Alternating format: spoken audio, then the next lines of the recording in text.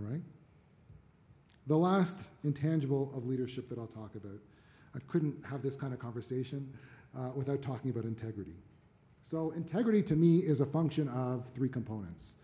Trust, establishing trust, being trustworthy, being consistent in what you say and do, and having a moral compass that guides your decisions. The last one, sometimes people will take me aside after and want to talk a lot about that, and it's probably beyond this conversation to do that. But for me, the main point here is not what your morals are necessarily, not where they came from and what they necessarily are, but that you have a set of morals that guide those decisions. That's how people will actually judge your integrity. So how does integrity show up differently in the C-suite to the board seat? Well, not all that much. At its core, integrity really is about doing the right thing. And you have to do that as a senior leader. Extraordinary leaders do that.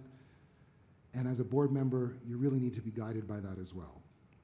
Of course, there are some subtleties in how that plays out, how doing the right thing plays out. It's in the executive suite, it's about doing the right thing in the decisions that you make in order to maximize profits and create growth.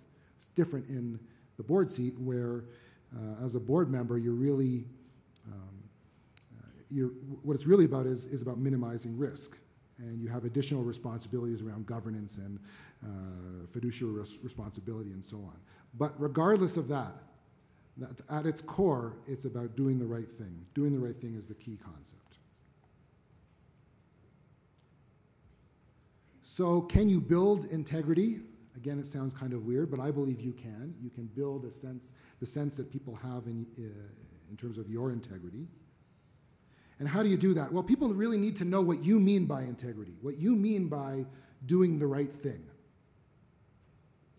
So one of the things that I would challenge all of you to do as the one takeaway action, it's to write down your personal code. What do you believe in as a leader, whether it's in the C-suite or in the board seat? 5 things I believe in as a leader. My personal code. These are 5 things I believe in, and then share it with the people around you. How powerful is it to know what your boss or what your fellow board member just basically believes in, what they believe is the right thing to do? An extremely powerful exercise. All right, so those are the 5 that I'll talk about. There are many more. There are more in the book. There are much more than we could talk about, but the time will prevent us from doing that. So what does this all mean for you? Well, hopefully you'll leave this session and coming up in our discussion as a group here, you'll leave thinking about the subtleties of behavior that you need to dial up or down to be successful in each of the leadership contexts.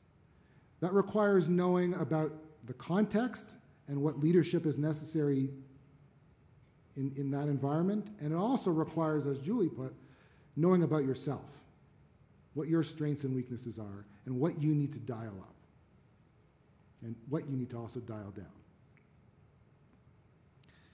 So with that, thank you very, very much.